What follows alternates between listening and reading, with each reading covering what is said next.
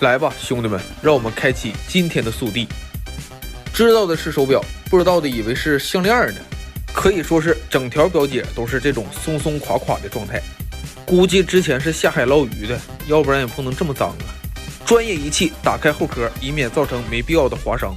这机芯可以说是非常抗造了，就喜欢抠哧这些表油泥，得劲儿啊！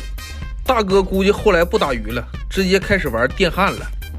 手表的问题呢也不老少，一蹬一蹬的。刚才的原因就是分针管来的，原因就是时间长不保养，表油干枯，没有润滑性。再来看一眼它的螺钉状态，状态就是黑乎乎一层变质的表油，自动部位也不是很好，上面有层黏膜。专业仪器下观看，黏膜上沾染着金属碎屑，只要是时间长都会这个样子。正面已经看过了，让我们来看一下反面。反面直接连接着机芯的传动系统，所以说金属油泥和碎屑也非常的多。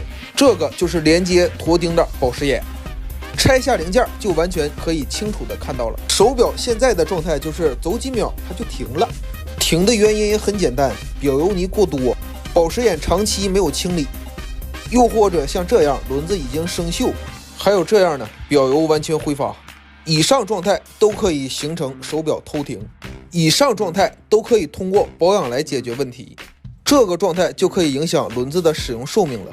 零件全部拆开做全面的清洗维护和保养，就是反复的刷，不停的刷，直到干净为止。可以看到清洗下很多的金属油泥。 A few moments later， 清洗后所有的保时眼整洁光亮，而且零件恢复了光泽，可以说是没有一丝杂质。然后呢就是装配机芯，磨损较大的地方点入专用润滑油，像这种轮子复位就比较简单了。再来测试一下传动力，完全没有问题呀。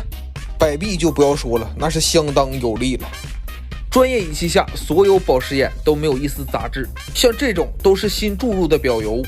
正所谓清洗好不好，对比搞一搞，只有对比才能看到前后的效果，这样才能产生信任，毕竟信任是无价的。让我们来安上表针儿，清洗之后也完全没有那种倔的感觉了。走时检测相当出色，恢复成手表最佳状态。表带也做了一个重新夹钉的处理，完美。当然整表也做了一个抛光与翻新。